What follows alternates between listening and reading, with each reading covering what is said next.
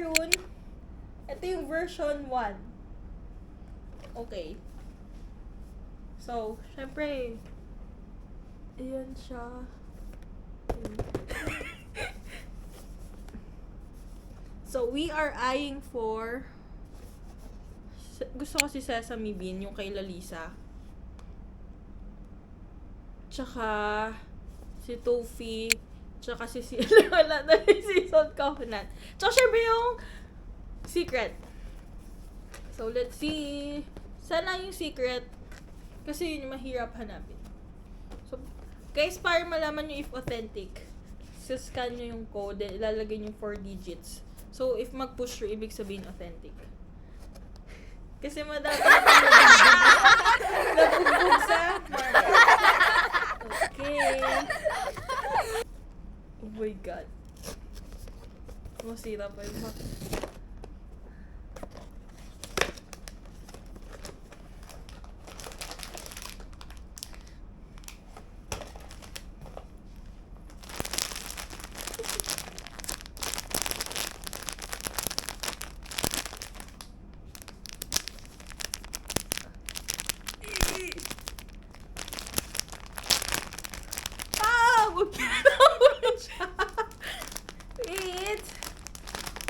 it's Toffee! Wala, ang cute!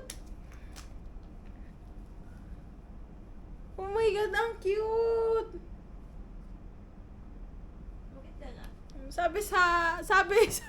Sabi ni Vice, dapat daw 9 lang daw yung ngipin. So, kung 10 po yung inyo or kulang, labugbog po yun. 2, 4, 6, 8, 9.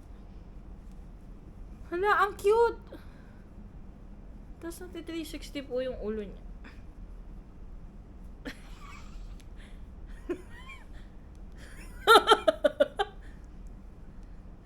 Hala, ang cute!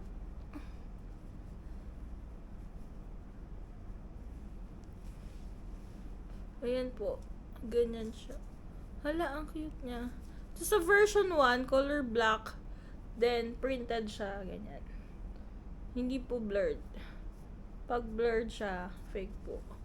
Sa version 2 kasi parang nakadiin.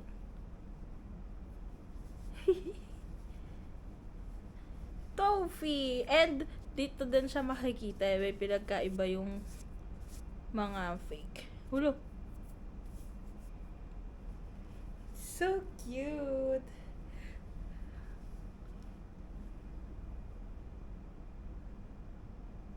Okay, one moment for okay. Toffee! Ayan, saan ba to? Kasi may ilaw. Silver ba to? Silver? No, silver ba? Tingnan mo nga. Gold ba? Gold siya dito. Tapos yan, nakalagay the monster. It's popmart. Kasi yung fake nakalagay, ano nakalagay doon sa fake? Coldplay? Basta, hindi.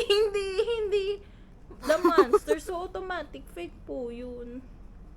So cute. Okay. So, yung next pong video is yung version 2. And, hindi siya ganito. Hindi ako nagsasalita doon.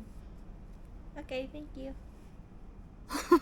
Wala, nakakatakot siya pag ganyan. Tingnan mo.